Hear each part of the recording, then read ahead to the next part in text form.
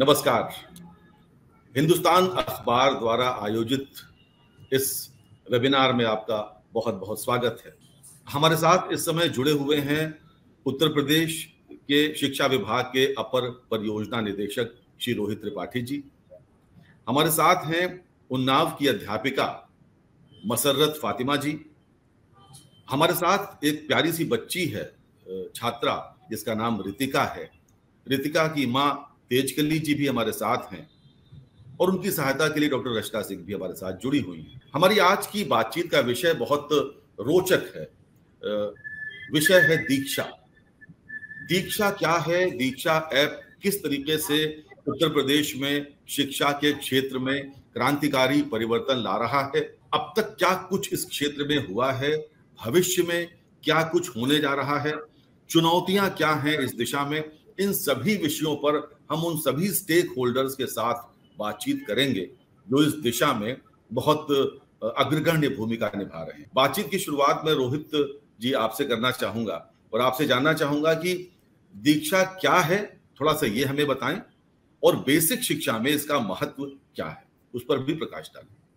तो जैसा कि आपने कहा कि बहुत ही रोचक विषय है, वास्तव में बहुत ही रोचक है। और दीक्षा की अगर हम बात करें तो ये एक एब्रिविएशन है, DIKSHA, दीक्षा। इसका जो फुल फॉर्म है वो होता है digital initiative for knowledge sharing.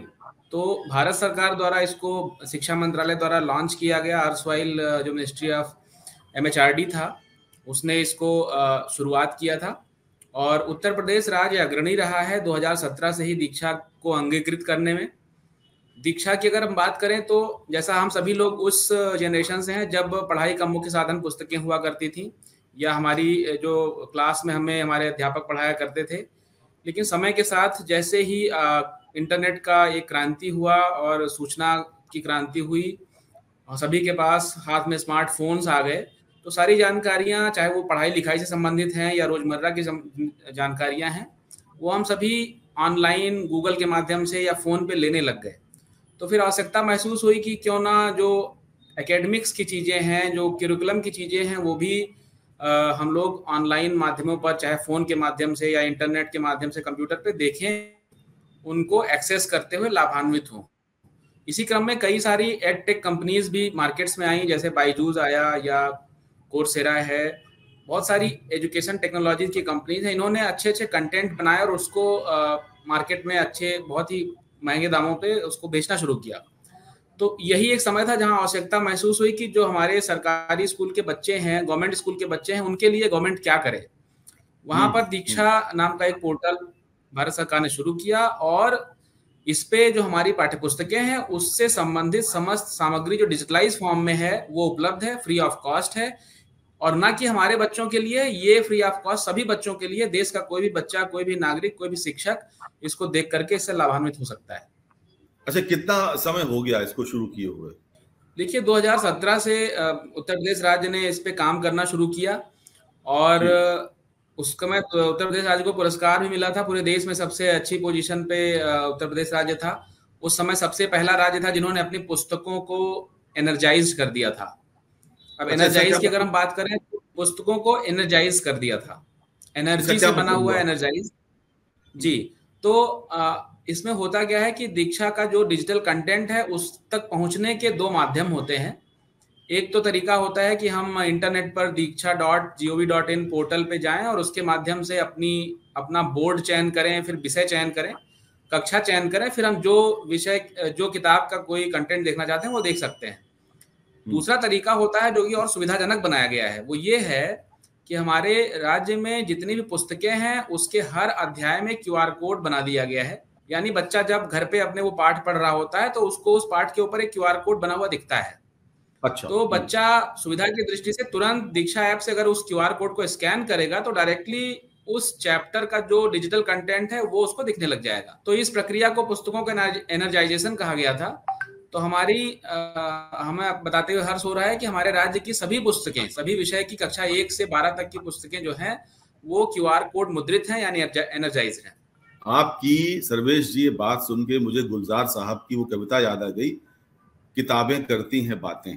तो अब यूं तो ड्राई किताबें हमारे यहाँ बच्चों के हाथ में पहले हुआ करती थी, लेकिन जैसे ही QR कोड स्कैन किया जाएगा तो सजीव किताब वो डिटेल्स डिजिटाइज्ड फॉर्म में भी सामने आ जाएंगे। ये तो बहुत क्रांतिकारी परिवर्तन है। आपसे बातचीत का सिलसिला जारी रखेंगे हम, लेकिन हमारे बीच मुस्कुराती हुई अध्यापिका मसर्रत जहां जी भी हैं। मसर्रत फातिमा जी, मैं माफी चाहता हूँ। मसर्रत फातिमा जी, यही प्रश्न मैं आपसे रिपीट करना चाहूंगा कि दीक्षा जो है, आप स्वयं शिक्षिका हैं, तो इसका महत्व आप हमें बताएं कि क्या महत्व इसका देख पाई आप पिछले 5-1 वर्षों में। बहुत बहुत धन्यवाद सर। और जहां तक अभी रोहित जी जैसा कि बता ही रहे थे कि दीक्षा एक तरीके से बोलती हुई किताबें हैं, यहाँ पे हम लोग 3 चरण की बात करेंगे। जब ये पहले चरण की बात हो रही है 2017 की, जिस वक्त QR कोड स्कैनिंग शुरू हुई थी, और उस वक्त ये पूरा कंटेंट एकदम एक नया कॉन्सेप्ट था कि परिषदीय विद्यालयों की पुस्तकों में जो बच्चे थे उनको हम लोगों ने स्कैनिंग करके और उनके कंटेंट जो डिजिटल कंटेंट था वो बच्चों तक कक्षाओं में हमने पहुंचाना शुरू करा। स्मार्ट क्लासेस एक्सेस उस वक्त तक इतना नहीं बढ़ पा रहा था, पर टीचर्स ने अपने मोबाइल से QR कोड स्कैनिंग शुरू करी, कुछ टैबलेट यूजेस शुरू हुआ और एक तरीके से ये चीज रनिंग में आ गई। लेकिन यहाँ साथ साथ हमें एक बात का ध्यान रखना है कि क्योंकि ये विलेज और ये रूरल एरिया के स्कूलों की बात हो रही है, तो मोबाइल पेनिट्रेशन उतना नहीं था। तो जहां तक मेरा डेटा मुझे पता है, जितना मैंने पढ़ा है, उस वक्त हम 7 to 8% पे थे और ये काफी चैलेंजिंग लग रहा था। और उसके बाद एक और डेडली ब्लो आया जब हम थोड़ा सा हमारे टीचर्स और इसमें एक्टिवेटेड हो गए, बहुत नई भर्ती में बहुत एनर्जेटिक टीचर्स आए और ऐसा लगने लगा कि हाँ अब नई टेक्नोलॉजी को वो लोग कक्षाओं में ला रहे हैं। उसी समय कोविड हैपेंड। कोविड के वजह से एक बहुत सीरियस ब्लो आया और ऑनलाइन प्लेटफॉर्म को जो हमारे अर्बन स्कूल्स थे उन्होंने बहुत जल्दी स्विच ओवर कर लिया। सिटी के स्कूलों में, नगर क्षेत्रों में बहुत जल्दी ऑनलाइन टीचिंग शुरू हो गई। तो हमारे बच्चे, हम सभी शिक्षकों को उस समय बड़ा एक ग्लूमिंग सा फीलिंग आई कि हमारे बच्चे पिछड़ रहे हैं, और एक इसको हम लोगों ने एक बहुत बड़े चैलेंज के रूप में लिया। तो मुझे अच्छे से ये पता है कि उस एक पर्टिकुलर टाइम में, कोविड मतलब 2019 में, मोबाइल पेनिट्रेशन 23% हमको रूरल में पता चला कि हो चुका है। तो उस परसेंटेज जो भी राइज हुआ था उसको परिषदीय विद्यालय के शिक्षकों ने बहुत अच्छे तरीके से उपयोग किया।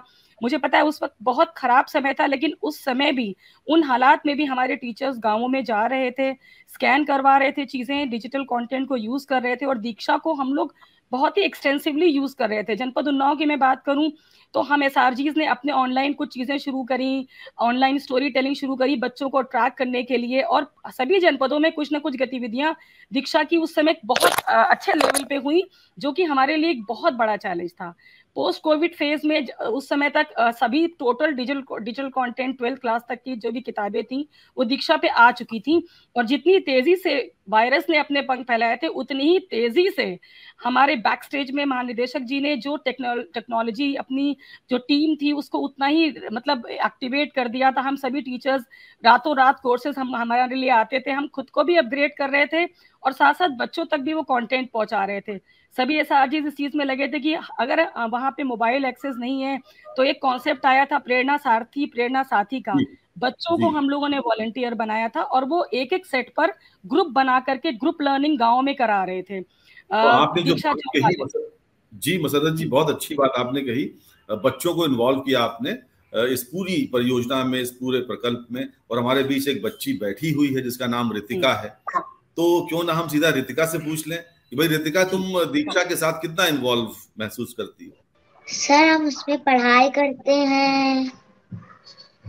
अच्छा। जो हमारे हाँ बोलो।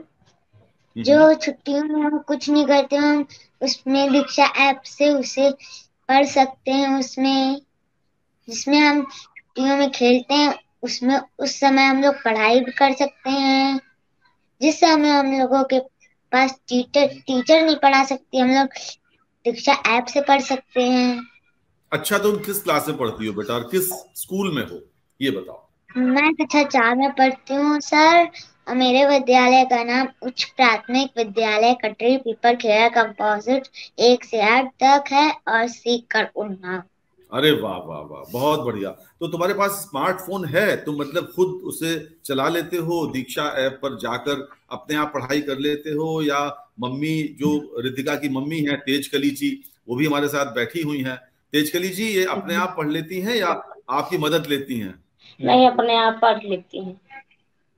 अच्छा कुछ कर रही हैं अभी, मुझे लगता है। ये क्या कर रही हैं रितिका?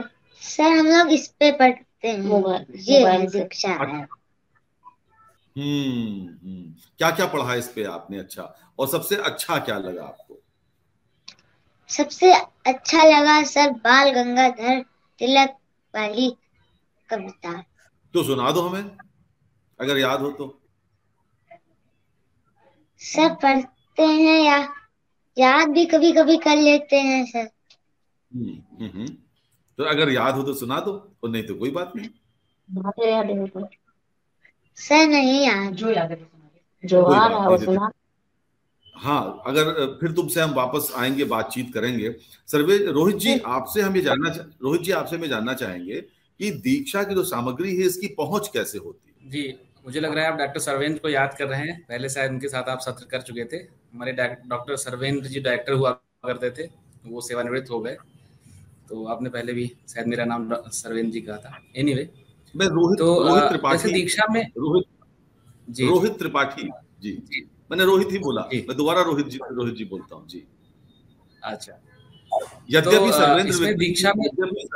सर्वेंद्र विक्रम सिंह जी मेरे अच्छे मित्र थे, लेकिन उनमें और आप में बहुत फर्क महसूस करता हूँ। तो मैं रोहित जी से मुखातिब हूँ जी, बताइए। तो दीक्षा में जैसे कि हमने बताया कि 2 तरीके होते हैं इसको एक्सेस करने के। एक तो ऐप है, दीक्षा का ऐप भी भारत सरकार ने जारी किया हुआ है, जो कि अभी बच्ची दिखा रही थी, वो ऐप का एक स्क्रीनशॉट दिखा रही थी। फोन में आप एंड्रॉयड पे इसको डाउनलोड कर सकते हैं, और फिर आपके फोन में कुछ बेसिक इंफॉर्मेशन वो आपसे मांगता है, और वो रेडी टू यूज होता है। तो उस ऐप के माध्यम से आप जो किताबों में QR कोड रहता है प्रिंटेड, उसको आप स्कैन कर सकते हैं। वो डायरेक्टली आपको उस चैप्टर के कंटेंट पे ले जाएगा। अच्छी बात यह है कि अब हमारे हर चैप्टर के कंटेंट के साथ एक प्रश्नावली भी है, मतलब एक प्रश्न अभ्यास के क्वेश्चनेयर भी हैं। तो बच्चे क्वेश्चन का भी स्कैन करके और क्वेश्चन पे उसका जवाब भी दे सकते हैं। और क्वेश्चन कई तरीके के डिजाइन हैं। कुछ क्वेश्चन है सही गलत चुनने के, कुछ क्वेश्चन है रिक्त स्थान भरने के, कुछ क्वेश्चन है जो हम लोग तीर से मिलाते हैं एक दूसरे के सामने सीक्वेंस में। तो उनका फिर दीक्षा ऐप जवाब भी देता है कि नहीं, आपका सवाल, आपका उत्तर गलत है या सही है। सही है तो वो आपको एक अच्छी इमोजी से आगे बढ़ने के लिए भी कहता है। तो दीक्षा पे ये भी है, सामग्री भी है, उसके बाद उसका असेसमेंट भी है। तो ये प्रक्रिया हो गई मोबाइल फोन के माध्यम से जाने की। दूसरा, जो जैसा कि मैंने पहले ही बताया, एक पोर्टल भी है भारत सरकार का। उस पोर्टल के माध्यम से भी हम लोग डायरेक्टली लॉगिन करते हुए दीक्षा में जा सकते हैं। विदाउट लॉगिन भी सारे कंटेंट अवेलेबल हैं, कोई लॉगिन का बाध्यता नहीं है। लेकिन टीचर्स के लिए हम लोग लॉगिन एडवाइस करते हैं, ताकि हम लोग को उनका यूसेज, उनका जो MIS है, डेटा है, वो सारा कुछ हमें मिल सके। मेरे मन में एक प्रश्न आ रहा है, ये तो कैसे पहुंचे वगैरह वगैरह हमने चर्चा कर ली, लेकिन जो कंटेंट उस पर अवेलेबल है उसको किसने बनाया है? ये एक बहुत ही रोचक एक यात्रा रही है, एक गूज़बम्प वाली यात्रा रही है। देखिए, 2017 में जब शुरुआत हुई तो कंटेंट बहुत ही प्रभावी नहीं था, और चूंकि उस समय भारत सरकार के स्तर से बहुत तेजी से कार्य करने के लिए दबाव था, तो बहुत जल्दबाजी में कंटेंट दीक्षा पे डाला गया था। तो जो यूट्यूब पे कंटेंट हुआ करते थे, कई सारे कंटेंट जो आप देखते होंगे यूट्यूब पे, कोई भी आप टॉपिक डालेंगे तो उसका एक कंटेंट मिल जाता है। तो प्रारंभ में जब शुरुआत हुई तो वो कंटेंट को दीक्षा पे टैग किया गया था। लेकिन समय के साथ साथ ये महसूस किया गया कि ऐसा कंटेंट और प्रभावी होगा जो हमारे विद्यालयों के टीचर खुद बनाएंगे। उसमें 2 बातें होंगी। एक तो वो लोकल जो स्टूडेंट्स होंगे उनको कनेक्ट अच्छा कर पाएंगे, उनकी वो स्थानीय भाषा होगी या उनका पढ़ाने का जो तरीका होगा, सरकारी विद्यालयों के जो हमारे टीचर हैं, वो हमारे जो बच्चे पढ़ने वाले हैं उनको ज़्यादा अपील करेगा, बहुत आसानी से कनेक्ट करेगा। तो क्यों ना हमारे जो टीचर्स अच्छे हैं, जिनकी पेडागोजी अच्छी है, जिनकी शैली अच्छी है, उनसे ही कंटेंट बनवाया जाए। और दूसरा, कई बार कॉपीराइट के भी मुद्दे आए थे, तो विभाग ने निर्णय लिया कि हम लोग, हमारे जो टीचर्स हैं, हमारे बहुत अच्छे अच्छे टीचर्स हैं जो अच्छा कंटेंट बना लेते हैं, एनिमेशन के माध्यम से बना लेते हैं या वॉइस ओवर दे के बना लेते हैं, तो उनकी एक टीम बनाई जाए और उनसे ही हमारे जो स्टूडियोज हैं उनमें रिकॉर्डिंग कराई जाए और इस तरह से कंटेंट डेवलप किया जाए। तो ऐसा ही किया गया। और जैसा कि अभी मसरत जी ने बताया कि कोविड के टाइम पे इसमें बहुत ही अच्छा एक इम्पेचस मिला। उस कोविड के टाइम पे बहुत ज्यादा, लगभग 90% कंटेंट जो दीक्षा पे अभी है वो उसी समय बना।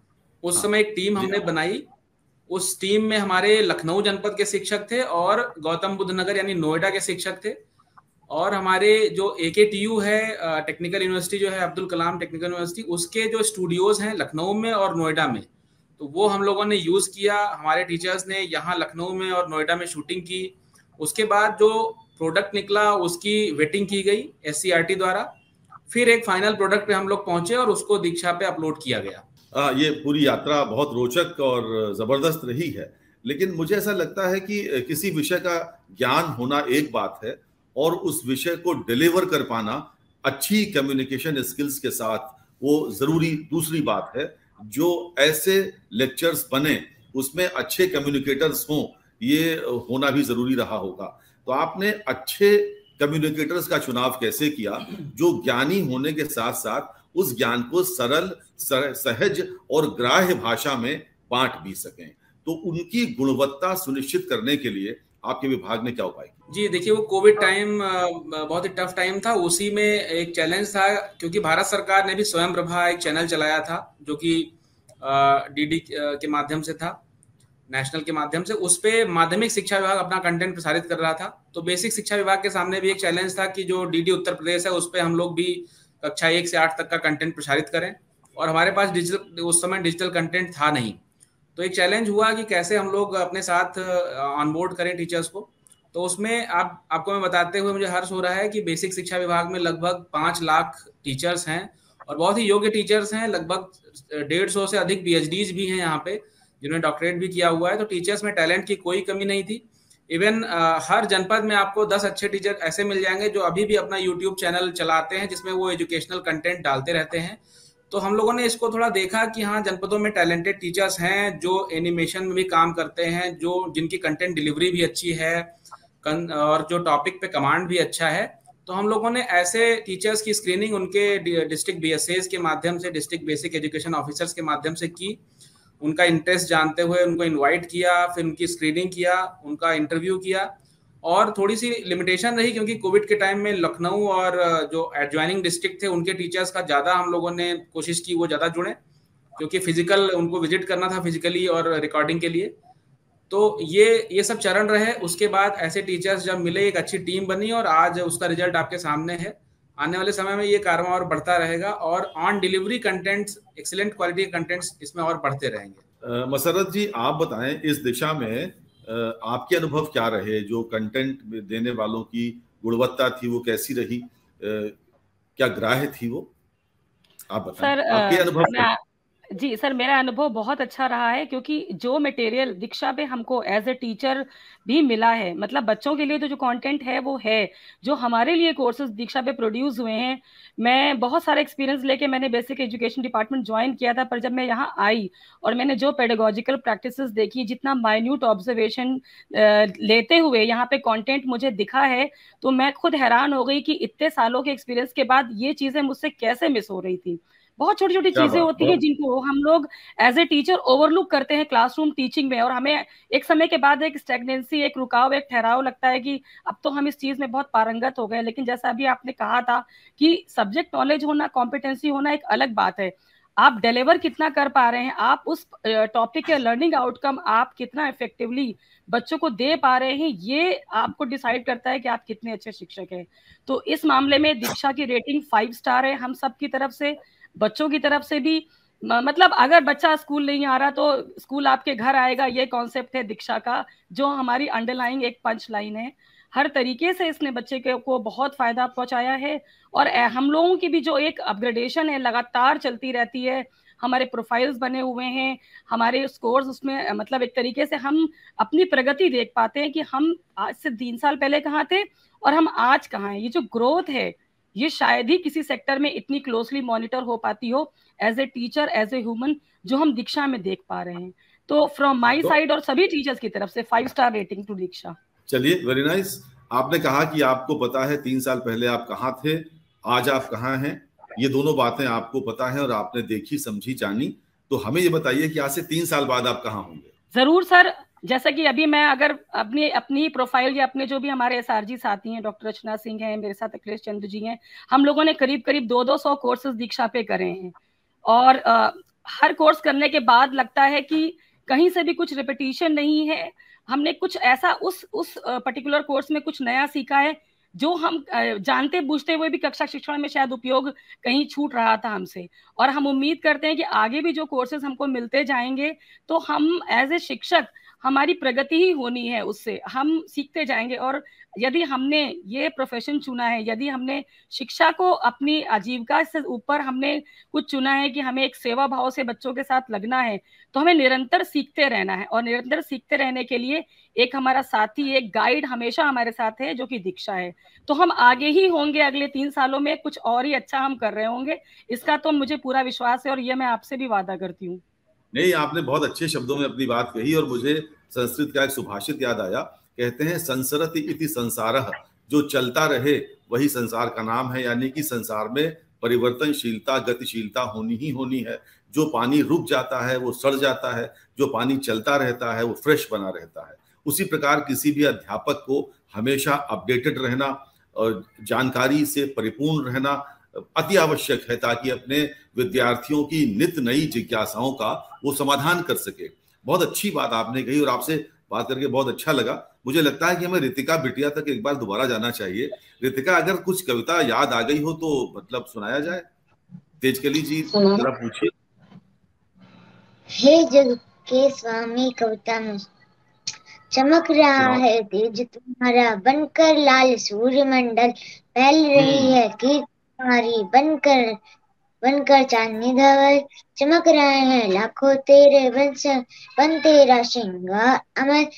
अच्छा, बहुत बढ़िया, बहुत अच्छा, बहुत बढ़िया, बहुत अच्छा। थैंक यू, तुमने बहुत अच्छी कविता सुनाई।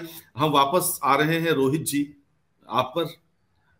विभाग में दीक्षा के पास स्मार्टफोन या कंप्यूटर की जरूरत पड़ती है दीक्षा के लिए, तो आपके विभाग से जो बच्चे जुड़े हुए हैं, यानी उत्तर प्रदेश की बात करें तो यहाँ पर क्या आपको लगता है गांव देहात में रहने वाले बच्चों के पास स्मार्टफोन, लैपटॉप, कंप्यूटर्स होंगे? अगर वो तो प्री रिक्विजिट है, उसके बिना तो दीक्षा ऐप या ई लर्निंग की पाठशाला संभव ही नहीं है। तो उसको कैसे, उस चैलेंज, उस चुनौती से कैसे निपटते हैं आप? ये एक मेजर चैलेंज था हमारे सामने कि हम डिजिटल शिक्षा को प्रमोट कर रहे हैं, बट जो एंड माइल डिलीवरी के लिए हमें डिजिटल डिवाइस चाहिए, वो एक कंस्ट्रेंट है। तो इसके लिए जैसा कि अभी पहले ही पैनलिस्ट ने कहा कि पेनिट्रेशन डिजिटल डिवाइसेस का बहुत अच्छा नहीं था। कोविड के टाइम पे जरूर ये बढ़ा, बट फिर भी ये बढ़ के 22-23% से ज़्यादा नहीं हो पाया। तो उसमें कई सारी स्ट्रेटजीज राज्य स्तर से अपनाई गई और प्रयास किया गया जनपद स्तर से वो अपनाई जाए, ताकि हर बच्चे की पहुंच डिजिटल कंटेंट तक पहुंचे। सबसे पहला तो प्रयास किया गया, जिन बच्चों के पास उनका सेपरेट फ़ोन है वो अपने आस पड़ोस के जितने बच्चे हैं उनके साथ ग्रुप जरूर बनाएं और शाम को आधे घंटे उनके साथ सब लोग एक साथ दीक्षा ऐप पे पढ़ें, ताकि उस एक बच्चे का जो मोबाइल फ़ोन है वो 4-5 बच्चों के काम आ सके। कई परिवार ऐसे हैं जहाँ पे जो उसका मुखिया है, उनके पिताजी हैं जो सुबह निकल जाते हैं किसी काम पर, शाम को लौट के आते हैं, सिर्फ उनके पास एक मोबाइल फ़ोन होता है। तो उनसे हम लोगों ने आग्रह पीटीएम के माध्यम से, यानी पेरेंट टीचर मीटिंग में विद्यालयों में उनसे आग्रह किया जाए कि शाम को अपना फ़ोन बच्चों को जरूर दें आधे घंटे के लिए, ताकि बच्चे दीक्षा के माध्यम से देखें। इसके बाद हमने टैप किया जो गांव में थोड़ा सीनियर क्लासेस के बच्चे होते हैं, हाई स्कूल इंटर के बच्चे होते हैं, जिनके पास अमूमन स्मार्टफोन होते हैं, तो उनको हमने प्रमोट किया, एंगेज किया कि आप अपने पड़ोस के जो छोटे बच्चे हैं उनको अपने डिवाइस से, फ़ोन से दिखाएं कंटेंट, जिससे उनको लाभ पहुंचे।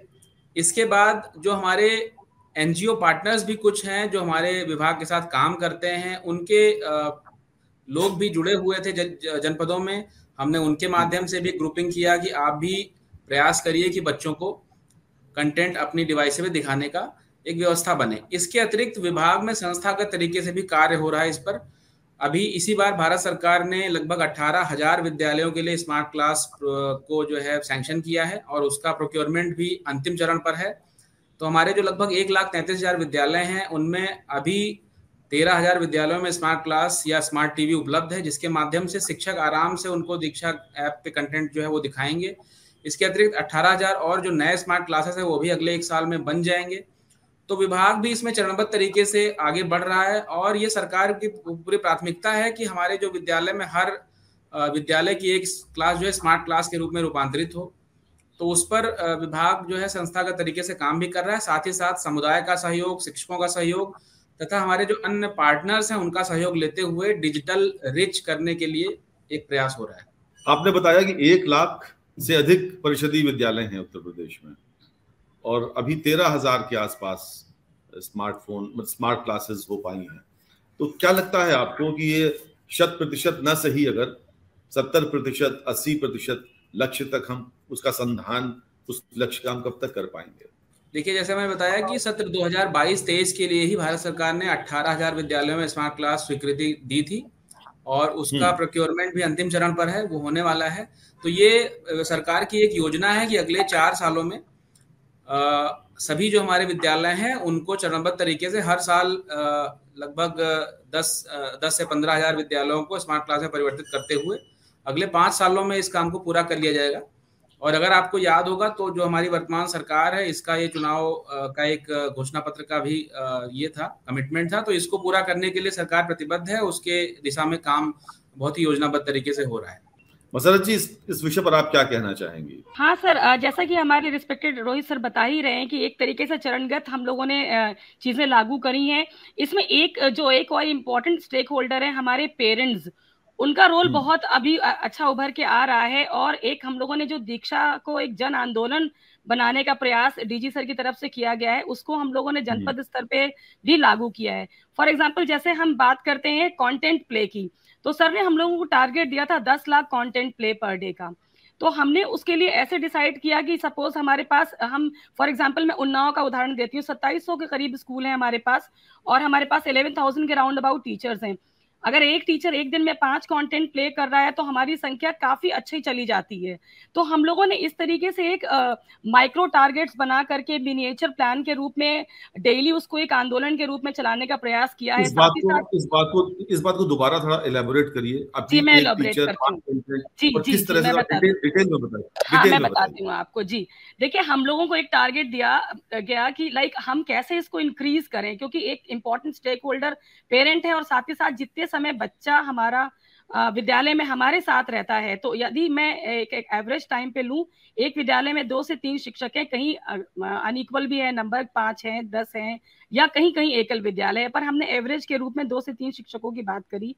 जब कंटेंट प्ले की बात हो रही है कि हम लेसन कैसे क्लास में प्ले करें या QR कैसे स्कैन हम करके मैक्सिमम स्कूल आवर्स में कैसे उसको यूज करें, तो उसकी स्ट्रैटेजी हम लोगों ने ऐसे बनाई कि अगर हमारे पास 2700 स्कूल हैं और हमारे पास 11,000 टीचर हैं, वो एक रिसोर्स है हमारा। अगर हम उसको कंपल्सरीली मतलब रूप में, और हम एक प्लान बना के प्रतिदिन, आज का टारगेट हमारा ये है कि हमें इतना कंटेंट प्ले करना है, एक प्लान बना के यदि हम काम करते हैं तो स्कूल आवर्स में एक ही जनपद में एक ही टाइम पे डेटा बहुत अच्छे से बूम कर सकता है। हम लोगों ने उन्नाव में इसको लागू किया है SRG टीम ने, और हमें इसके बहुत पॉजिटिव रिजल्ट्स मिले। कई जनपदों में ऐसा हो रहा है। अब coming to the parent part, हम पेरेंट को कैसे जागृत करेंगे, उसके लिए भी जैसे हमको विभाग से निर्देश मिले कि टीचर भी घर पे प्रिपेयर करेगा चैप्टर, अगले दिन का शिक्षक का अपना पार्ट जो भी उसको पढ़ाना है उसकी प्रिपरेशन वो दीक्षा की वीडियोस घर पे भी प्ले करके करेंगे, और साथ ही साथ पेरेंट भी बच्चे के साथ आधे से 1 घंटे बैठेगा। जैसा हमारी ये बच्ची है रितिका, जिसने बताया कि अगर मैम नहीं भी होती तो हम पढ़ लेते हैं। इट इज एक्चुअली हैपनिंग, ये सच में हो रहा है। और आपको मैं बताऊंगी कि मैं, जैसे आप इनकी ही शिक्षिका को मैं बताती हूँ कि जैसे वो मैंने अक्सर देखा है कि वो गांव में निकलती हैं और पेरेंट्स के साथ उनका एक ग्रुप बना हुआ है। तो रचना मैम का एक सिस्टम है कि वो पेरेंट्स के साथ बैठ जाती हैं, जब हम लोग सुपरविजन के लिए भी जाते हैं वो पेरेंट्स को सिखा देती हैं। तो एक मोबिलाइजेशन हमने कम्युनिटी में भी कर दिया है। अगर एक मम्मी सीख गई है तो उनको लगता है कि हाँ हमें ये चीज आती है, तो हम दूसरे को कैसे सिखा दें। तो पेरेंट्स को टारगेट करते हुए पहला तो हमारा एक ये स्टेप रहा कि पेरेंट को उसकी मतलब उससे वो भिज्ञ रहे, उसको पता रहे कि ये सरकार की योजना है जो हमको बच्चे को मुफ्त में घर तक शिक्षा डिजिटल दे रही है, जिसको बड़े बड़े ऐप यूजर, बड़े बड़े कंटेंट जो डिलीवर करने वाले हैं वो पैसे चार्ज करते हैं, बहुत हैवी अमाउंट शहरों में। सिमिलरली LED वैन एक बहुत अच्छा प्रयास है जिसको अभी शुरू किया गया है। तो ये हर चौराहे पे, हर गली में एक जन जागरूकता बहुत अच्छी चल पड़ी है इससे। तो अभी रिसेंटली हमारे जनपद में ही इसकी शुरुआत अभी हम लोगों ने जब देखा तो वहां पे एक अच्छा सा बहुत जन सैलाब टाइप खड़े हो गए, जो बूढ़े भी थे, मतलब पेरेंट्स, जो बच्चे जिनको नहीं पता था कि इतना बड़ा अभियान इस तरीके से चल रहा है। तो दीक्षा एक जन आंदोलन का रूप ले चुका है। और जब कोई चीज एक हमारा इतना, हमारे पास एक देश के रूप में सबसे बड़ी शक्ति जो है वो हमारा मैन पावर है। अगर कोई चीज हमारे जन जन तक पहुंच जाती है तो उसकी सफलता की कहानियां फिर आगे इतिहास जरूर बनाती हैं। तो ऐसा ही कुछ अब दीक्षा के साथ है, और मेरा खुद का अनुभव ये कहता है कि अगले 6 महीनों में, पिछली बार जिस तरीके से यूपी ने एक रिकॉर्ड बनाया था, उत्तर प्रदेश इस बार फिर एक नए रिकॉर्ड की ओर अग्रसर है। और ये एकदम 100% श्योर है कि इसके जो फायदे हैं ये सबको पता चल चुके हैं, और इसको पेरेंट बहुत ही अच्छे तरीके से उपयोग में ला रहे हैं। तो हमारे साथ दोनों ही, मतलब हमारे जो टारगेट हैं कि डेली हम लोगों ने जैसे 100 डेज कैंपेन चलाया है अपने जनपद में, तो डेली एक टाइम पे पूरे जनपद में एक दीक्षा कालांश होता है। उस कालांश में दीक्षा के थ्रू ही पूरी टीचिंग होती है। स्मार्ट क्लासेस बढ़ चुके हैं, बहुत जगह एलईडी टीवी टीचर ने खुद भी लगा लिए हैं, और विभाग से भी कई जगह पे उनको मिल गया है स्मार्ट क्लास के रूप में। तो ये इंफ्रास्ट्रक्चर जो मिल चुका है, जो अभी हम करीब कह सकते हैं कि उससे एक बहुत पॉजिटिव चेंज आया है। तो इस टारगेट को जो हमने डेली कंटेंट प्ले का रखा है, 5 से 6 कंटेंट हर टीचर करेगा, उसको हमें जरूर लगता है कि अगले 6 महीने में हम 70 to 80% जरूर पालेंगे उसको। ये मुझे पूरा इस बात का विश्वास है। आप जैसे स्टेट रिसोर्स ग्रुप के लोग होंगे तो उत्तर प्रदेश को चमकने से कोई रोक नहीं सकता। सर मैं सर मेरी टीम बहुत अच्छी है, उन्नाव में है।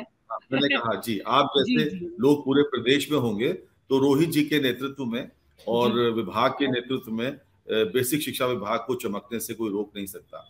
आपने अपनी बातचीत में कहा था कि जो पेरेंट्स का मोबिलाइजेशन है, उनके साथ उनको समझाया गया, ग्रुप बनाए, वो सब आधे घंटे एक साथ पढ़ाई करें। तेजकली जी, आप हमारी आवाज सुन रही हैं, आप जिस गांव में रहती हैं, वहां जहां भी रहती हैं आप, गांव में है या कस्बा है, वहां क्या स्थिति है? जो बच्चे रितिका के साथ पढ़ते हैं, लगभग कितने प्रतिशत बच्चों के पास या कितने बच्चों के पास स्मार्टफोन है या होगा? आपका अनुमान क्या है? बहुत सारे। बहुत सारे में मतलब 10 में 2 कि 10 में 8? रितिका, तुम अगर मेरी आवाज सुन रही हो तो बताओ कि क्लास में कितने बच्चों के पास मोबाइल फोन है? सर सबके पास है। अच्छा सर, ये अच्छे एरिया में रहती है, थोड़ा सा मतलब बेटर है इसका, थोड़ा सा कानपुर और उन्नाव के बीच का इलाका है, सिकंदरपुर कान ब्लॉक का ये अच्छा एरिया है, तो मतलब यहाँ पेनिट्रेशन थोड़ा बेटर है। ये कानपुर और उन्नाव के बीच का इलाका जहाँ तरबूज बहुत होता है, और तरबूज का सीजन अब आ चुका है। बहुत बढ़िया रितिका, बहुत बढ़िया, एक्सीलेंट। यहाँ सर बहुत तरबूज बिकते हैं। हाँ, हम लोग भी खाते हैं लखनऊ में, वहाँ उन्नाव का तरबूज बैठ के। रोहित सर ने भी खाया है। क्यों रोहित सर, आपने उन्नाव कानपुर का तरबूज खाया है ना? अब आने वाले बेल्ट बलुई मिट्टी का थोड़ा वहाँ पे ज्यादा है, तो बिल्कुल वो फसल उसी में होती है, सभी खाते हैं हम सभी लोग। हाँ, अच्छा, आपसे रोहित जी हम जानना चाहेंगे, अगर कोई संस्था मान लीजिए वो दीक्षा को अपना कंटेंट देना चाहे, कि कोई शैक्षिक संस्थान है या कोई स्वयं सेवी संगठन है, उसने कंटेंट बनाया और वो चाहता है या चाहती है कि उसका कंटेंट दीक्षा पर अपलोड कर दिया जाए, दे दिया जाए दीक्षा पर, तो क्या उसकी व्यवस्था है? वो कैसे इस काम को कर सकते हैं? जी, जैसा पहले मैंने बताया कि दीक्षा पे कंटेंट बहुत ही रिच नहीं था, क्वालिटी बहुत ही वाव नहीं थी, तो इसके लिए फिर बहुत ही विभिन्न माध्यमों से कंटेंट कैसे अच्छा लिया जाए, किया जाए, इसका प्रयास हुआ। इसमें एक तरीका जो ऑर्गेनाइज तरीका था वो भारत सरकार ने डेवलप किया था, विद्या दान प्रोजेक्ट एक विद्या दान ऐसा प्रोजेक्ट था जिसके माध्यम से कोई भी संस्था हो, चाहे कोई प्राइवेट विद्यालय हो, कोई यूनिवर्सिटी हो या कोई व्यक्ति विशेष हो, वो अपने आप को विद्या दान पोर्टल पे रजिस्टर करते हुए और अपना बनाया हुआ कंटेंट किसी भी टॉपिक का उस पर अपलोड करता था। फिर हमारी एक उसके ऊपर उस टीम हुआ करती थी जो कि विशेषज्ञ की टीम रहती थी, विषय विशेषज्ञ रहते थे, वो फिर उस कंटेंट को इवेलुएट करते थे कि ये जो इस बनाया है, क्या ये कंटेंट फैक्चुअली सही है कि नहीं, इसमें फैक्ट्स और फिगर सही हैं या नहीं। दूसरा, उसमें किसी भी धार्मिक या लैंगिक या ऐसा कोई विभेद तो नहीं है। उसके बाद कंटेंट डिलीवरी कैसी है, कम्युनिकेशन स्टाइल कैसा है, तो वो सारी चीज़ें देखते हुए जो हमारी एक स्क्रीनिंग कमेटी हुआ करती थी वो उसको या तो रिजेक्ट करती थी या कुछ संशोधन के साथ उसको एडवाइस करती थी, रिमांड बैक करती थी कि आप इसको ये संशोधन करके दोबारा हमें भेजिए। तो पूरी प्रक्रिया थी। उसके बाद एक बहुत ही अच्छा उसका एंड प्रोडक्ट मिलता था हमें। तो ये भी विद्यादान का प्रोजेक्ट भी चला पिछले 2021-22 में। इससे भी बहुत अच्छे कंटेंट हमें संस्थाओं से मिले ये एक ऑर्गेनाइज व्यवस्था थी। इसके अलावा एक रैंडम व्यवस्था ये भी है कि जो भी संस्थाएं हमसे जुड़ी हैं, आज हमारे पास जो खान एकेडमी है, आप जानते होंगे, अमेरिका की बहुत ही प्रतिष्ठित एडटेक है जिसका कंटेंट बहुत अच्छा माना जाता है। उसके हमारे पास जो कस्तूरबा गांधी बालिका विद्यालय की बच्चियां, उसको जो कंटेंट वो ट्रेनिंग देते हैं, वो भी दीक्षा पे हम लोग डाल रहे हैं। इसके साथ ही साथ IIT गांधीनगर के जो प्रोफेसर मनीष जैन है, उनके साथ बेसिक शिक्षा विभाग काम कर रहा है, उनके कंटेंट हैं। अन्य कई संस्थाएं हैं जैसे टिक टैक लर्न है, या हमारे पास शुरुआत में ही कई सारे ऐसे संस्थाएं जुड़ी जिनके पास कंटेंट था। हमारे पास जो संस्थाएं अन्य हैं उनके भी कंटेंट हैं। वो कई बार एकेडमिक कंटेंट से इतर भी होते हैं। मान लीजिए लाइफ स्किल डेवलपमेंट के कंटेंट होते हैं, या और कोई छोटे मोटे स्किल डेवलपमेंट के कंटेंट होते हैं, हाउ टू डू समथिंग। तो ये सारे कंटेंट भी दीक्षा पे इन संस्थाओं के द्वारा दिए गए हैं और अवेलेबल हैं।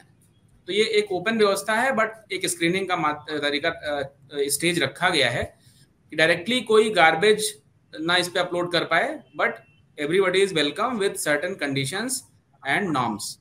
अच्छा, इसका प्रोडक्शन कोविड के वक्त आपने बताया काफी मुश्किल से हुआ था, 3-4 जगह आपने बताई, उन स्टूडियोज में प्रोडक्शन इसका होता था। क्या इसका प्रोडक्शन इन ऐसे क्लासेस का प्रोडक्शन लगातार ऑडियो विजुअल प्रोडक्शन अभी भी जारी है, सतत प्रक्रिया है, या फिलहाल प्रोडक्शन नहीं हो रहा इन क्लासेस? देखिए, वो कंटेंट के 2-3 तरीके होते हैं। एक तो कंटेंट का तरीका ये होता है कि टीचर अपना उस चैप्टर का एक प्रेजेंटेशन बनाता है, PPT फॉर्म में लाता है और उसको एक्सप्लेन करता है, तो वो उसकी रिकॉर्डिंग कर लेते हैं और वो एक कंटेंट हो जाता है। तो हमने जो स्टूडियोज में कंटेंट बनाए वो ऐसे कंटेंट थे। फिर हमें लगा कि नहीं, जो मार्केट में कंटेंट है, जो प्राइवेट प्लेयर्स के कंटेंट है, वो एनिमेशन बेस्ड हैं, जो बहुत ही रुचिकर होते हैं, और छोटे बच्चों के लिए बेसिकली एनिमेशन बेस्ड कंटेंट ही ज़्यादा फायदेमंद होते हैं, ज़्यादा इंगेजिंग होते हैं। तो फिर विभाग ने सोचा कि हम लोग भी एनिमेटेड कंटेंट क्यों ना बनाएं। तो इसके लिए हमारे पास यहाँ पे स्टेट में एक दीक्षा कंटेंट सेल भी है, जिसमें 8 एक्टिव मेंबर हैं और इनके सैटेलाइट मेंबर भी हर जनपदों में हैं।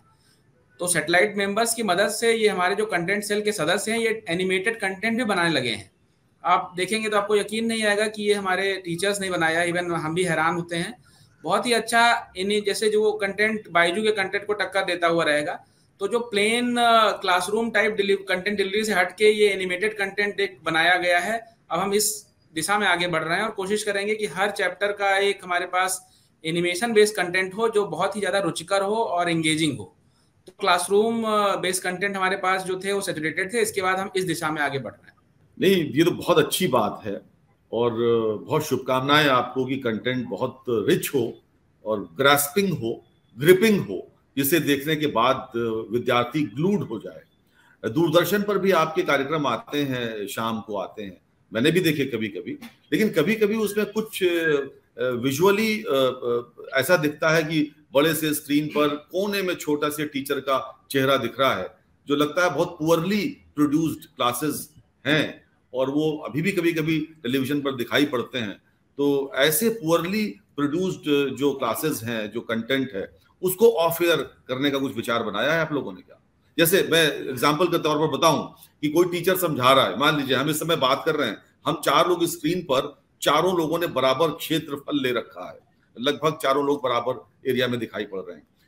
कहीं पर कोई आर्किमिडीज का सिद्धांत टीचर समझा रहा है बड़े स्क्रीन पर, पूरे टीवी स्क्रीन पर, और वो कोने में छोटा सा उसका चेहरा कितना बड़ा दिख रहा है। तो मैं ऐसे भी कुछ क्लासेस देखे, कुछ प्रोडक्शंस देखे, तो क्या रिव्यूज भी करते हैं क्या अपने बनाए हुए उनको, कि अब तो कम से कम 2023 में तो एयर पर न जाएं ऐसे क्लासेस या ऐसे प्रोडक्शन जो आपके? एक्चुअली मैं समझ सकता हूँ आप जो बात कर रहे हैं वो स्टूडियो के रिकॉर्डेड कंटेंट ही हैं, वो पिक्चर इन पिक्चर मोड में टीचर्स का पिक्चर वहां पे छोटा सा हो जाता है। तो वो लिमिटेशंस के दौर थे। हमारा प्रयास ये रहता है कि जैसे जैसे हमारे पास संवर्धित कंटेंट आता जाए, वैसे ही वीडिंग हम लोग करते जाएं। और कंटेंट रिव्यू की एक प्रक्रिया है जो विभाग करता रहता है, वो हम लोग हर 6 महीने पे कंटेंट रिव्यू भी करते हैं, और जो हमारे कंटेंट सेल के सदस्य हैं वो इसमें अहम भूमिका निभाते हैं। तो जैसे ही हमारे पास किसी टॉपिक का एक अच्छा कंटेंट आता है, तो पुराने कंटेंट को ये रिप्लेस कर देता है और बेस्ट कंटेंट वहाँ पे वो फिट हो जाता है। तो रिव्यू और रिप्लेसमेंट की प्रक्रिया ये चलती रहती है और बहुत प्रभावी है ये। मसरत जी, आपसे जानना चाहेंगे, आप स्वयं भी शिक्षिका हैं, तो शिक्षकों को दीक्षा के माध्यम से प्रशिक्षण कैसे दिया जाता है, कैसे ट्रेनिंग दी जाती है आपको? जी सर हमारे टाइम टू टाइम एक पूरा मॉड्यूल उस पे अपलोड होता रहता है। जैसे इस समय हम लोग अभी करंट अपने स्टेटस में देखें तो हमारे करीब ये 45th या 46 कोर्सेज हैं जो हम लोगों ने स्पेशली एनईपी के ऊपर बेस्ड पेडागोजिकल प्रैक्टिसेस पे हमारे लिए लॉन्च की गई हैं। मैं आपको खास ये बताना चाहूंगी, अभी ये कंटेंट क्रिटिकल एप्रिसिएशन की बात हो रही थी। कंटेंट रेटिंग हमेशा से ही हमारी ऐप का एक इम्पॉर्टेंट फीचर होता है, और जब हम किसी भी कोर्स को कंप्लीट करते हैं तो हर एक जो भी जिसने भी वो कंटेंट देखा है या उससे सीखा है उसके बाद वो उसको रेट करता है। तो ये रेटिंग प्रक्रिया तो सतत चलती ही रहती है। जैसा कि सर ने बताया कि जैसे जैसे अपग्रेड होता जा रहा है, ओल्ड मैटर जो है वो रिमूव हो रहा है। मैंने खुद देखा है कुछ चैप्टर्स के वीडियोस जो पहले थे वो भी चेंज हो गए हैं, जूनियर में भी ऐसा हुआ है। अब टीचर्स की जो कोर्सेज की मैं आपको बताना चाहूंगी कि जो एनईपी का जो प्रथम चरण था ECCE, उसके ऊपर पूरा एक 10 से 12 मॉड्यूल अपलोड हुआ है, वो हम लोगों ने किया है, उसकी प्रक्रिया चल रही है। ECCE के डिफरेंट जो स्टेजेस आए हैं कि स्कूल की तैयारी, उसके बाद बच्चा जब स्कूल पहुंच गया तो उसके कौन से ईयर इंपॉर्टेंट है, next stage before reaching primary उसको कितना आ जाना चाहिए, क्या लर्निंग आउटकम ट्रेसिंग होगी, इसके ऊपर एक पूरा मॉड्यूल अपलोडेड है जो कि हमारे ECCE के जो नोडल्स हैं, जो हमारे उसके पर्टिकुलर हर एक जनपद के टीचर्स हैं, वो इंश्योर कर रहे हैं कि उन तलक और आंगनबाड़ी कार्यकर्ताओं तक वो मॉड्यूल जरूर पहुंचे। शायद ये उतना इफेक्टिव पॉसिबल नहीं होता इन द एब्सेंस ऑफ दीक्षा, क्योंकि एक बहुत बड़ी फौज है आंगनबाड़ी वर्कर्स की जिनके हाथ में हमारी प्री प्राइमरी स्टेज है बच्चों की।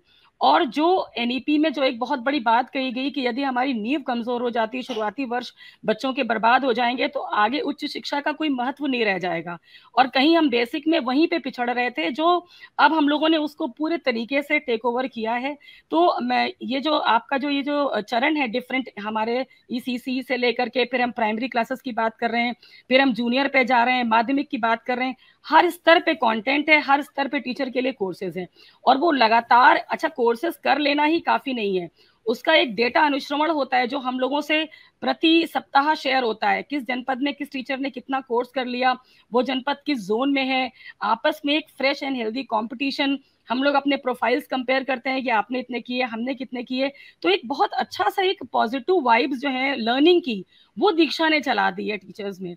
और एकदम रुका हुआ पानी जो रुका है, जो स्टैग्नेंसी थी, वो खत्म हो चुकी है, एंड ऑल थैंक्स टू दीक्षा। क्योंकि इतनी स्ट्रॉन्ग लर्निंग बेस पे शायद दीक्षा के बिना नहीं पॉसिबल हो पाती। ऑनलाइन जितना हम जोड़ पा रहे हैं शिक्षकों को, ऑफलाइन पहले भी प्रशिक्षण होते थे, टीचर्स भूल जाते थे, अभी उनके पास हमेशा के लिए वो कंटेंट डाउनलोडेड है, वो सेव्ड है कंटेंट, वो देख सकते हैं जब उनको रेफर करना है।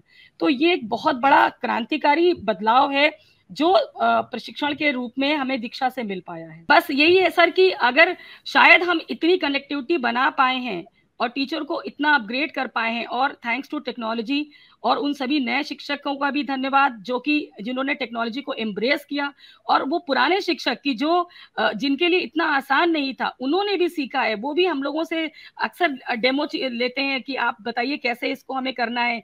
हम लोग भी लगातार एक फैसिलिटेटर के रूप में अगर किसी को कोई समस्या आती है, तकनीकी प्रॉब्लम होती है, उसको स्टेज पे फॉरवर्ड, और आप इमेजिन कर सकते हैं इतने बड़े प्रदेश की समस्याएं जो लोग दीक्षा को डील कर रहे हैं इस ऐप को, उनके पास कितने बड़े नंबर्स पहुंचते हैं डेली, मतलब एवरी टाइम 24/7 हम लोग कुछ ना कुछ उनको भी पिंच देते रहते हैं, उधर से रिप्लाई आते रहते हैं। तो ये एक सतत प्रक्रिया है, स्टेट ग्रुप और जनपद पे हमेशा दीक्षा से रिलेटेड कुछ ना कुछ काम अच्छा ही चलता रहता है। रोहित जी, आप 3 वर्षों से अपर परियोजना निदेशक हैं, और निश्चित रूप से आप भी कहीं ना कहीं ग्रामीण परिवेश से कभी ना कभी जुड़ाव आपका भी रहा होगा। तो जो शिक्षक 50 साल 45 साल से अधिक उम्र के हैं, जिन्होंने अपनी नौकरी का एक लंबा समय पारंपरिक रूप से गुजार दिया, उनको उनके माइंडसेट को ऑनलाइन में कन्वर्ट करना और उनके इनर्शिया को ब्रेक करना, उसमें चुनौती रही होगी। जैसे होता है ना, कहीं अब हम पढ़ा चुके हैं भैया, हम 25 साल पढ़ा चुके हैं, अभी बता रहे हैं हमका कंप्यूटर सीखो, लैपटॉप दिया खाओ, इपा हम नहीं देख पाए और इस्तीफा दे दिया, मगर सीख नहीं पाए। तो ये तो कुछ ऐसी चुनौती आई होगी जब ऐसे भी आए होंगे टीचर सामने, तो वो चुनौती कैसी रही? कुछ अगर कुछ आपके अनुभव हो तो साझा करें। देखिए, मैं एक स्टेटमेंट दूंगा तो आपको समझ में आ जाएगा कि हमारे विभाग के टीचर्स कितने टेक सेवी हैं। ठीक है, शुरुआत में कुछ रेजिस्टेंस था, कुछ रिलक्टेंस था। लेकिन आज के समय में मैं आपको एग्जांपल देता हूँ, हमारे टीचर्स ने क्या करके दिखाया है। बेसिक शिक्षा विभाग में पहले जो आरटी इंटाइटलमेंट की चीजें थी बच्चों को मिलती थी, ड्रेस था, जूता मोजा था, स्वेटर था, स्कूल बैग था, ये उनको फिजिकली दिया जाता था। लेकिन सत्र 2021-22 से इसको डीबीटी के माध्यम से उनको दिया जाने लगा, यानी कि उनको 1100 रुपए उनके अभिभावक के खाते में विभाग भेजने लगा। तो आप यकीन मानिए कि हर शिक्षक हमारा जो है वो ऐप को यूज करने में बहुत ही अब सक्षम हो गया है, क्योंकि वो डीबीटी की पूरी प्रक्रिया वो ऐप से ही हुई, और वो पूरी प्रक्रिया उस शिक्षक ने अपने विद्यालय के सभी बच्चों के लिए डीबीटी उस अपने ऐप से ही किया। भले ही विभाग ने अभी तक उसके लिए कोई फोन नहीं उनको उपलब्ध कराया, बट ये उनकी अच्छाई कही जाएगी। उन्होंने इस काम में सहयोग किया और अपने डिजिटल डिवाइस से डीबीटी का पूरा काम, डीबीटी ऐप पर सभी बच्चों का नाम भरना, उनका आधार नंबर वेरीफाई करना, उनके अभिभावक का नाम और आधार वेरीफाई करना और डिटेल भरना, ये सारा टीचर्स ने ऑनलाइन ही अपने ऐप पे, अपने फोन पे किया।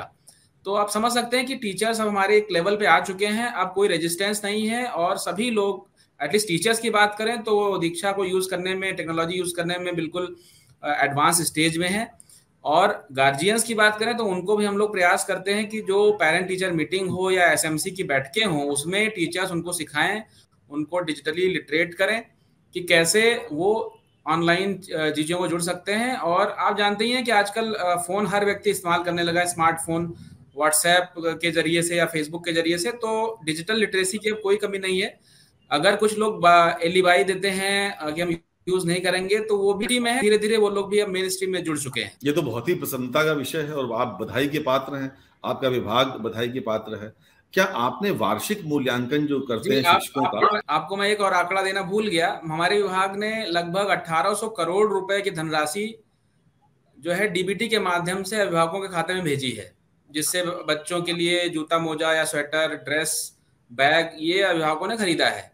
तो ये पूरी प्रक्रिया ऑनलाइन हुई है, एंड टू एंड, और टीचर्स ने ही सब कुछ अपने डिवाइस से ऑनलाइन किया है, ऐप से किया है। शिक्षकों की ऑनलाइन ट्रेनिंग और उसका अनुश्रवण, क्या वार्षिक मूल्यांकन में भी उसका कहीं कुछ, जब शिक्षक का वार्षिक मूल्यांकन आपका विभाग करता है तो उन्होंने ऑनलाइन ट्रेनिंग कितनी ली है और उसका कितना प्रयोग किया है, क्या उसको भी आप अकाउंट में लेते हैं? देखिए, जो शिक्षकों का ऑनलाइन प्रशिक्षण है, इसके संबंध में एक शासनादेश हुआ था कोविड के समय ही कि अब सभी प्रशिक्षण जो है ऑनलाइन होंगे। और ये जो दीक्षा का प्लेटफॉर्म है, ये बहुत ही रोबस्ट है। मैं आपको उदाहरण देता हूँ, इसका जो बैकएंड है वो आई गॉट प्लेटफॉर्म पे चलता है। और कोविड के टाइम में जितने भी फ्रंट लाइन वर्कर्स थे उस समय, जो डॉक्टर्स थे, नर्सेस थे, या जो पुलिस पर्सनल थे, उनकी ट्रेनिंग जो हुई थी प्रधानमंत्री जी के आह्वान पे, वो ऑनलाइन इसी ऐप का जो बैकएंड है आई गॉट प्लेटफॉर्म से हुई थी। तो प्लेटफॉर्म बहुत ही सुदृढ़ है, और जो टीचर्स इसमें ट्रेनिंग लेते हैं उनका एक सर्टिफिकेट भी जनरेट होता है। तो एज ऑफ नाउ ऐसी कोई पॉलिसी या ऐसा कोई शासनादेश नहीं है कि हम उनका ये जो परफॉर्मेंस है इसको फैक्टर इन करेंगे। बट अच्छी बात यह है कि कोई बाध्यता ना होने के बावजूद इसका एडॉप्शन बहुत अच्छा है। और टीचर्स ट्रेनिंग में आपको बता दूं कि निष्ठा जो टीचर ट्रेनिंग हुई वो दीक्षा के माध्यम से ही हुई थी, और उत्तर प्रदेश उसमें नंबर 1 पे था। मतलब हमारे प्रदेश के टीचर ने वॉलंटरी बिना किसी दबाव के उसको सब्सक्राइब किया, प्रतिभाग किया, और अच्छा उसमें प्रदेश को अच्छा स्थान मिला। तो उसमें कोई दबाव जैसी बात नहीं है, और अभी उसको फैक्टर इन ऐसा कुछ नहीं किया जा रहा है कि उससे कुछ उनको नुकसान हो जिन्होंने ट्रेनिंग नहीं ली है। लेकिन ट्रेनिंग इतनी इफेक्टिव है, इतनी फायदेमंद है कि हर व्यक्ति इससे जुड़ रहा है। बहुत देर से रितिका हम सबकी बातें सुन रही हैं बैठकर, हम चाहेंगे रितिका भी कुछ बोलें। रितिका, आप कुछ बताओ हमें, दीक्षा के बारे में और कुछ कहना चाहते हो, अपने अनुभव हमसे शेयर करना चाहते हो तो आप हमें बताइए। कुछ तुम्हारे मन में आ रहा हो। आपके साथ मुसर्रत मैम जुड़ी हुई हैं, रोहित सर जुड़े हुए हैं, तुम इतने सारे लाखों बच्चों को रिप्रेजेंट कर रही हैं आप, तो अगर आप उन बच्चों की ओर से कुछ कहना चाहती हो तो बताइए। और अगर कुछ नहीं कहना है तो एक छोटी सी हमें। रितिका जरूर बताएगी। रितिका, आपने कोई जो पाठ पढ़ा हो, कोई भी ऐसा पाठ जो आपको अच्छा लगा दीक्षा में पढ़ के, क्या अच्छा लगा बताइए सर को बेटा। सर, हमको हे जग के स्वामी कविता बहुत पसंद आई, जिससे हम एक रोशनी वाली कविता पढ़ते हैं, जिससे हमें बहुत बढ़िया लगा। सर, हम पर्यावरण भी पढ़ते हैं, इंग्लिश भी पढ़ते हैं, गणित भी पढ़ते हैं, सब कुछ पढ़ते हैं। सर हमको दीक्षा ऐप बहुत मदद करता है, जिससे हमें कुछ नहीं आता हो तो हम उससे पढ़ सकते हैं। सर हम इससे अपने क्लास के बच्चों को भी पढ़ाते हैं और हम खुद भी पढ़ते हैं। सब भी पढ़ते हैं, हम भी पढ़ते हैं, जिससे सबको आता है और हमको भी आता है। सर बड़े होके हम शिक्षक बनना चाहेंगे। ओहो, क्या बात है। वो सभी शिक्षक जो इस प्रोग्राम को देख रहे होंगे, वेबिनार को देख रहे हैं, चाहे मसर्रत जी हों, चाहे डॉक्टर रचना सिंह जी हों, ये आपकी मेहनत का नतीजा है कि ये बच्ची रोल मॉडल के रूप में ले रही है आपको। ये आप क्या बात, बहुत बढ़िया, बहुत बढ़िया। तो इसके पहले कि इस वेबिनार को हम खत्म करें, क्लोजिंग रिमार्क रोहित जी, आप मसर्रत जी, आप कुछ कहना चाहें, कुछ कहना चाहते हैं? सर हम सब की तरफ से आप सबको बहुत धन्यवाद कि आपने इस बच्ची को और उस शिक्षक को ये मौका दिया कि वो प्रेजेंट कर पाए कि बेसिक शिक्षा विभाग में धरातल पे क्या हो रहा है। जब ये बच्ची यहाँ प्रेजेंट कर रही है तो ये हमारी पूरी कम्युनिटी आपके सामने है। हम जो कुछ है वो ये बच्ची है, वो इसकी शिक्षिका है। तो डॉक्टर रचना सिंह को बहुत बहुत धन्यवाद बच्चे को इतने अच्छे तरीके से प्रिपेयर करने के लिए। उन माता जो उनके साथ में बैठी हुई, उनकी मम्मी, उनको बहुत धन्यवाद। आपको हम सबका बहुत बहुत धन्यवाद कि आपने इस बच्ची को कम से कम इतने कॉन्फिडेंस के साथ ये हम सबको फेस कर रही है। यही हमारी जीत है। बेसिक के बच्चे सर कहीं भी पीछे नहीं है। एक बार मौका मिलेगा तो ये सब तारे फिर से जमीन पे उतरेंगे। जी रोहित जी। जी देखिए, एक इंडियन रेलवे से जुड़ी हुई कहावत है कि it takes generations to cover few metre distance between a general coach and AC coach. मतलब हिंदी में कहें तो जो एक जनरल कोच है और एसी कोच है, उसके बीच की जो दूरी है 100-200 मीटर की, उसको कई बार कवर करने में पीढ़ियां लग जाती हैं। जो उसकी जेंट्री है, जो उसमें ट्रेवल करते हैं, उसको परिवर्तन होने में। तो उसको हम अगर एजुकेशन की बात करें तो शिक्षा ही वो हमारा इनेबलर है। शिक्षा ही वो हमको समृद्ध करता है कि हम उस जर्नी को बहुत ही कम जनरेशन कवर करके पूरा कर लें। तो और दीक्षा एक कदम और आगे बढ़कर उसको समय के साथ जो डिजिटल एजुकेशन की एक लहर है, उसमें दीक्षा का सहयोग रहेगा हम लोग को। और हम आगे आने वाले समय में प्रयास करेंगे कि हमारे दीक्षा की जो सामग्री हो वर्ल्ड क्लास हो। आने वाले समय में चाहे वो ऑक्सफोर्ड यूनिवर्सिटी का जो कंटेंट है या MIT का कंटेंट है, कैसे उसको हम दीक्षा पे ला पाए अपने बच्चों के लिए। कैसे हम लोग जो वर्ल्ड क्लास और संस्थाएं हैं उनके साथ जुड़ पाएं। ऑन डिमांड कैसे हम कंटेंट बच्चों को दे पाएं। कैसे एक्सपेरिमेंट जो होते हैं उसके कंटेंट्स ला पाएं, एक्सरसाइजेस ला पाएं। तो ये प्रयास रहेगा जहाँ तक दीक्षा की बात है। टीचर्स ट्रेनिंग में भी जो कोर्सेज हैं उनमें और अच्छा क्या हो सकता है, इस पे विभाग काम करता रहेगा। साथ ही साथ हम इसमें समुदाय को अपने साथ जोड़ते हुए एक बृहद IEC पूरा कार्यक्रम प्लान करेंगे इंफॉर्मेशन कम्युनिकेशन का, जिसके माध्यम से LED वैन्स हैं या हमारे नुक्कड़ नाटक हैं, सब हर माध्यम से हम लोग अभिभावकों को जागरूक करेंगे कि इस मुहिम से जुड़िए, अपने बच्चों को शिक्षा के जो मुख्य धारा है उससे जोड़िए और प्रदेश और राष्ट्र के निर्माण में अपना हर संभव भरसक योगदान आप दीजिए। यही हमारी उम्मीद रहेगी। इसी के साथ हम कार्य करते रहेंगे। ठीक बात है रोहित जी। और उत्तर प्रदेश जिसकी आबादी लगभग 25 करोड़ है, अगर ये एक स्वतंत्र देश होता तो चीन, अमेरिका, इंडोनेशिया और ब्राजील के बाद 5वें नंबर की आबादी वाला देश होता। एक इतने बड़े प्रदेश में जहां बड़ी संख्या में बच्चे परिषदीय विद्यालयों में जाते हैं और एक बड़ी जनसंख्या जो है वो जुड़ी हुई है प्राइमरी शिक्षा से, उसमें इस प्रकार के क्रांतिकारी परिवर्तन करने के लिए आप सभी बधाई के पात्र हैं। तो इन पंक्तियों के साथ कि कैसे आकाश में सुराख नहीं हो सकता, एक पत्थर तो तबीयत से उछालो यारो। मैं बहुत धन्यवाद देता हूं अपर परियोजना निदेशक रोहित त्रिपाठी को, उन्नाव हसनगंज की अध्यापिका मसर्रत फातिमा जी को, प्यारी सी बिटिया रितिका को, उसकी माता तेजकली जी को और बैक एंड सपोर्ट कर रही डॉक्टर रचना सिंह को, कि आप सब हिंदुस्तान के इस मुहिम में, हिंदुस्तान अखबार के इस मुहिम में साथ में जुड़े। आपको बहुत बहुत धन्यवाद, बहुत बहुत शुक्रिया। यूं ही आप आगे कदम बढ़ाते रहें, हम सब साथ मिलकर उत्तर प्रदेश को बहुत आगे लेकर जाएंगे। बहुत बहुत धन्यवाद। नमस्कार। नमस्कार सर। Thank you sir.